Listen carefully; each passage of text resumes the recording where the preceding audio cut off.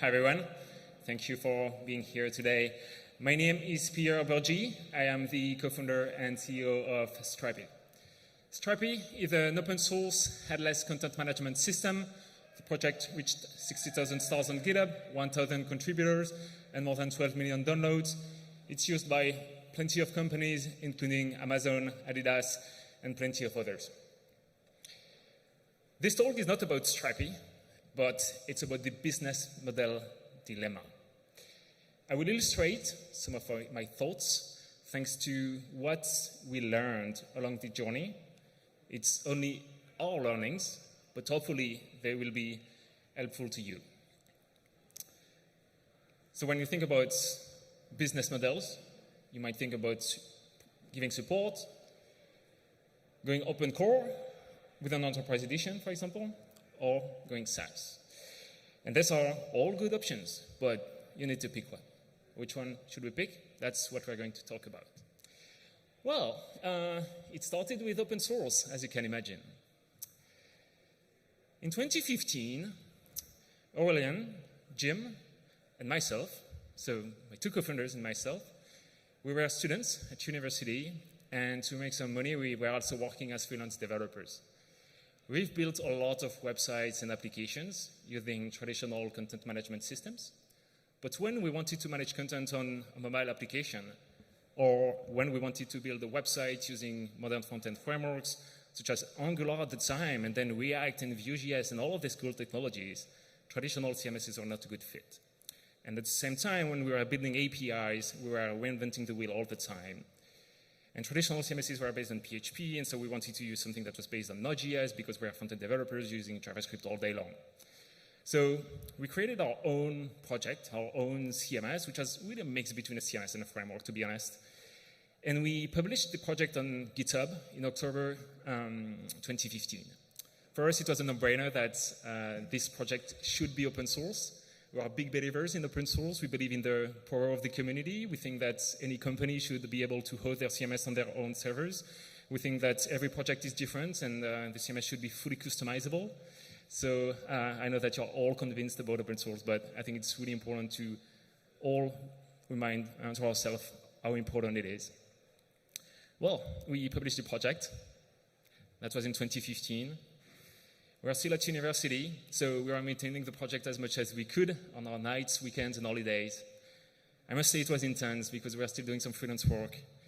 But it was so rewarding to see some contributors that we eventually hired in the future, by the way.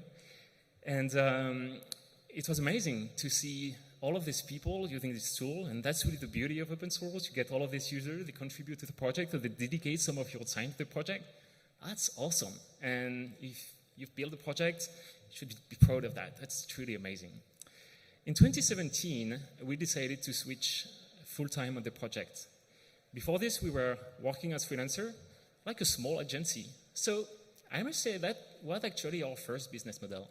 We worked as a small digital agency, and that was pretty nice because we could get money very quickly, and we were using our own product. And that was very convenient to be our first users. The problem with this is that we were spending 90% of our time for our clients' custom needs, but only 10% of our time on the project. And we could not iterate fast enough on the product. That was not sustainable. We could not maintain it as much as we wanted to. So we knew we needed to switch full-time. To switch full-time, we needed some money, so we decided to raise money. And in 2018, we raised our pre-seed round. It was a $1 million pre-seed round. Amazing. We've been able to switch full-time properly on the project, hired some people. That was so cool. And we had more and more users, which was very exciting. So in 2019, some investors saw our GitHub stars growing, the number of downloads, and so we've been able to raise a $4 million seed round with Axel, and in 2020, we raised a $10 million Series A with Index Ventures. That's amazing. And we did all of this with absolutely zero in revenue. So the goal of this talk is to not recommend you to do this, right? it's very dangerous. And the VC market is slightly different than when it was back in the days. So don't do this. And so if you don't do this, you have to make some money. And so if you want to make some money, you have two main options.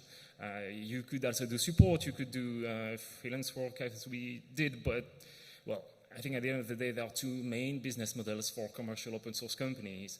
The first one is open core. You have an enterprise edition with some features that can be self-hosted. And the other one is building a SaaS. You already have the product, so you just put it on some servers, people can sign up, and everything is up and running.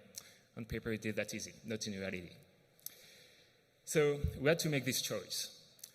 And before I tell you what choice we made, I think it's really important to understand this graph. So on the left, that's where you start when you publish a project on GitHub or any other platform. You have a lot of users, but you have absolutely zero revenue, and that's fine. You will have mostly individuals using your open source project, especially in the early days. Nobody would trust what you do. Sorry about that. It will take a bit of time before companies really use your software in production. And then you can either focus on building a SaaS or going open core. And there are two different beasts, as we're going to see. One thing you have to keep in mind is that if you target SMBs, mid-market, SaaS is probably a much better option. You will have a lower ACV, so a lower average contract value, but you will have a huge volume, and so you will eventually make some money. And if you go enterprise, open core might be a better business model, and you will have less customers, but with a higher ACV.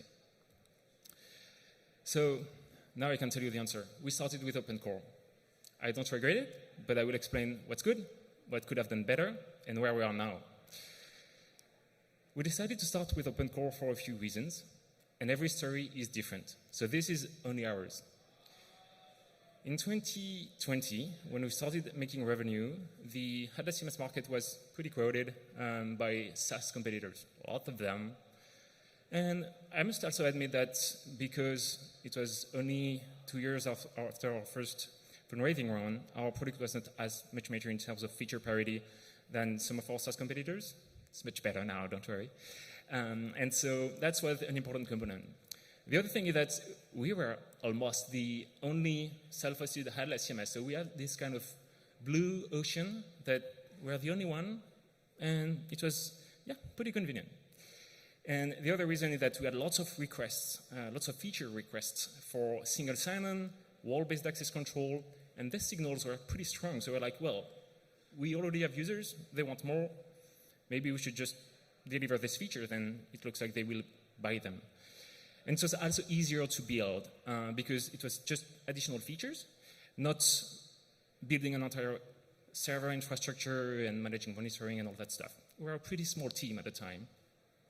So we decided to start with open core. So I'm going to give you some details about this journey. July 2020, we announced the Enterprise Edition.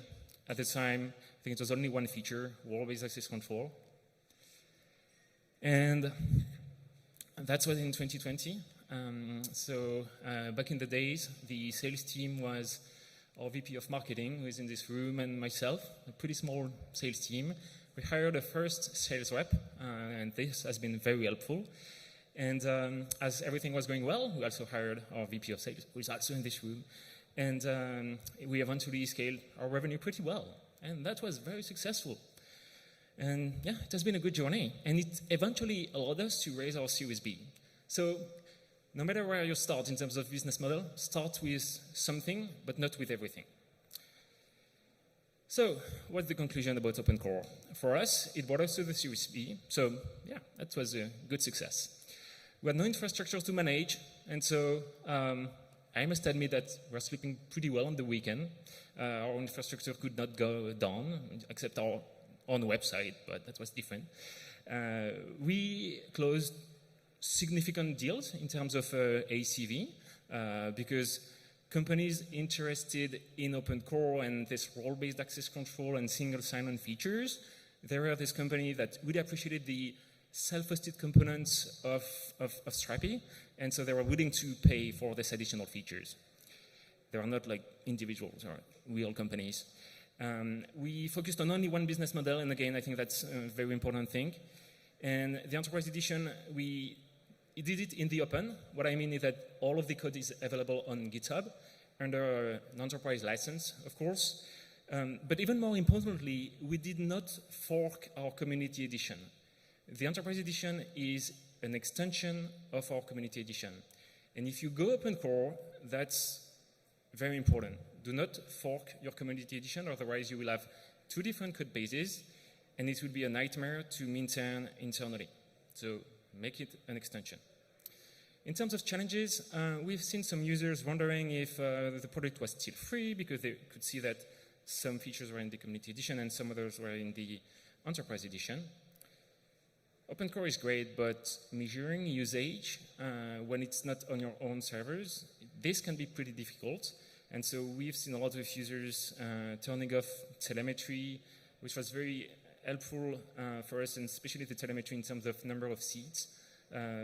Because if you go open core, your pricing will be probably based on usage, no matter if it's a number of API requests, a number of seats, and you will need to track this. But because it's not on your servers, this can be pretty difficult. And so that's something we struggled a bit with renewals, expansion, and our customer success team in general. That's make their life a bit harder than if you have access to data. We also shifted straight from individuals using the open source project and very small companies to very big enterprises like banks, because they are the ones that really appreciate the self-hosted components, and they need this single sign-on and all of the others. It's good sales incentive.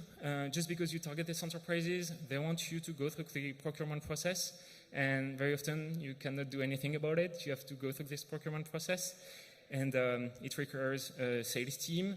But in the early days, you don't necessarily have the differentiators to justify also the price that will justify their sales team. So this part is quite tricky. And it requires specific roles such as field sales, solution architects to answer technical questions. So all of this went well, and it keeps doing well. But we saw a lot of users saying, yeah, I love Strapi, but I do not want to manage servers. I know how to do it. It's not that complex, but I need to manage uptime and the scalability and security and networking. Again, not that difficult, but you know, we're all lazy. I'm lazy. And so if you can just click on sign up and get everything up and running, that's certainly what we want. So we started the new product, so Strapi Cloud. I'm saying cloud and SaaS because Strapi Cloud is a bit specific in the sense that it's a platform as a service. So for us, it's really a different product, but at the end of the day, that's really the managed version of Strapi. If you do not need to do platform as a service, you will more likely do software as a service, which is, of course, the most popular way to distribute software. But for us, it was a bit different because we want developers to be able to customize the CMS on their computer and then to deploy it on through workflows. So we released Strapi Cloud beginning of this year. So it was in March this year. It's pretty recent. So we keep learning every day, every week, every month. And yeah, that's where we are. We're in 2023. We raised our Series B. We have a sales team. Everything is working well. And now we have Strapi Cloud. So that's the Enterprise Edition. So we did not give up on the Enterprise Edition, and we won't. It's growing pretty well, as you can see. So that's our real revenue trend. And on top of this, we added Strapi Cloud. And it has been a phenomenal success. I will share some reasons, but I really want to highlight the fact that it has been a big success. And the trend that you've seen just before, it's only self-serve. That's only where we are. So we still have a lot of levers to activate. So what did we learn along the journey? We've seen that it shortened the time to value, the time from signing up to, or installing to being in production and having everything ready. Companies like to buy features, but they're also used to buy hosted software and by compute. And so you don't have only to sell features, but usage. And companies are very much likely to buy this because if they don't use your SaaS version, they will have to pay for servers anyway. So they are more likely to pay for that. It also creates a flywheel because it reduces time to value, it reduces frictions in usage, and so it increases usage, and so it increases revenue. It's also better suited for self-serve because the ACV is lower. You're not selling only to these big companies, and so smaller companies can pay by credit card. They onboard themselves. It's very convenient and it's very efficient. And it also enlarges your total addressable market. With the same product, you can target companies that want to use your software on their servers, but also companies that just don't want to manage the infrastructure. So, yeah, just more opportunities. It also comes with some challenges. You need new skills, like SREs, PLG marketers, reactive, more than proactive customer success. It's a second product to build and maintain, especially for us as it's a platform as a service. But still, you need to manage the infrastructure and everything. And it might require some architectural changes in your product. You might want to go multi-tenant. That is kind of thing that you need to anticipate. So these are some learnings from our journey through open core and having a managed version of our product. And another thing I want to share with you is also making a choice between sales-driven and self-serve. There are also two different things, and you should consider that because you need to be focused on only of these two at the beginning because your team will be too small, and even if your team is bigger, you want everyone to be aligned on the same things.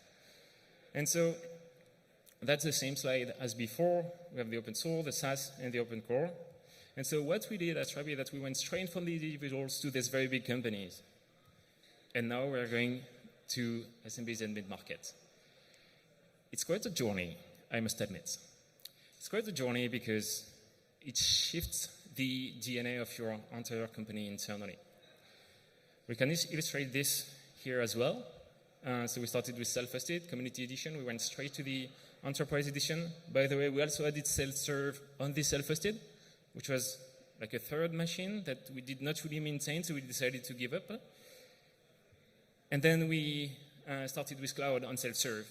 But we're also tempted to start enterprise on the cloud because we start having some requests on single sign-on and more API requests and uptime SLN, these kind of things. The problem is that it's very easy to be all over the place. And if you need to keep one thing out of this talk, pick one. Pick one thing. Start with the community edition, of course, and then pick another one. You might try a few ones for a few months just to see where you get most traction from, but then pick one and iterate on it. You cannot optimize many machines. There's only one you can optimize. You need a clear direction. So self-serve and sales-driven are very different. So the benefits of self-serve is that it's very efficient. People sign up, they see the value. It also encourages you to make the product great in terms of onboarding, activation, which is very important for the longer term. It also higher velocity. Instead of 3 months sales cycles, people sign up and, 1 or 2 weeks after, they eventually become customers. It's easier to scale just because everything is automated. You must also anticipate a lower retention, especially if you're on a monthly basis. And the ACV, so again, the annual contract value, the average price will certainly be lower. So in general, it's great for SaaS because, again, SaaS is the majority of the time for mid-market companies that are willing to pay by credit card, typically. Sales-driven, you will get these big deals, and that's good. It helps also collecting feedback because with self-serve, the support team might give you a bit of feedback, but because you do not have a sales process, you don't really understand like the slow signals from people when they evaluate your product. You don't necessarily know why they decide to use something else. So this might be compensated, but that's something to take into account. Sales-driven, that's quite capital intensive. You need to pay the sales team. And it also requires strong differentiators because to justify the sales team, you need to be able to close big deals, and to justify these big deals, you need these differentiators. In general, it's better for open core, in general. So here are my thoughts. Self-serve and sales-led are complementary. Don't think that you will not end with the two of them. You do need the two of them, but you must start with only one. That's the most important thing. Going from sales-led to self-serve is pretty hard because you will have to make some features eventually a little bit cheaper than what you've been selling them in the open core product. And your sales team might be a bit disappointed about that, so that's something that you really have to explain in your team. I think by default you should start with self-serve, especially if you're building a SaaS version, just because you won't have the differentiators at the beginning. And to get the feedback that I mentioned earlier, founders and a product advocate or any role you can create before really naming this role a salesperson, this should be the one or two people that sell the product in the early days before you scale the sales organization. You need to try, and if you're a founder, you want to understand how people see your product, what they need. It will be extremely valuable for you. Now let's talk about pricing. This one is not necessarily about open core or SaaS, but this is something that we've learned along the way. Sid from GitLab talked this morning about the persona-based pricing, and there are some similarities with the 3 C's framework, which is about creation, collaboration, and compliance. So creation is really about individuals. That's where it's free. It's everything you put in your community edition. For if you have a cloud version, then it's very low limits. It's your freemium, basically. Collaboration, that's more for mid-market. That's really for teams. This is where you want to have your collaboration features, such as role-based access control, a command system, approval system, and you will have more likely higher limits. And then for enterprises, you will focus on compliance, having things like single sign-on, SLAs, premium support, and custom limits. So hopefully this will be helpful for you as well. So, conclusion, what business model should I pick? Start with SaaS, and start with SaaS, and start with SaaS. Except if your ICP is the enterprise, because you're building software for banks, for example. Forget about self-serve, forget about SaaS in that case. If you are in a very crowded SaaS market, and you know that you're the only one being open source, yeah, open core can be a good solution because you will probably attract companies that value the self-hosted component of your project. Is open source your only differentiator? If yes, yeah, open core might be the way to go, but you will build these differentiators over time. So if you answer yes to the 3 questions, you should go open core. Otherwise, you should go with SaaS. Conclusion, start selling early. Don't do like us. The market was different. So except if you are in AI these days. But otherwise, start selling early. You will learn a lot from who your real users are. Do something users want. And so if they want open core, go open core. If they want SaaS, go SaaS. You need to chat with users. They're the only one who have the answer. But by default, go to SaaS. By default, start with self-serve and focus on one model only. That's the most important thing. And say no, and say no to the rest. And so if we get back to this graph, this is the default path. So you start with the community edition, then you start with SaaS, and then you continue with the open core. All of this from self-serve to sales-driven.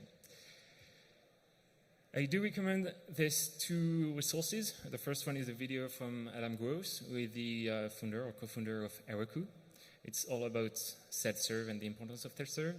And the other one is from Thomas, who is a venture capitalist. And this one is about open core versus sales-driven. So hopefully that's was helpful for you. Thank you so much for your time, and good luck building your project.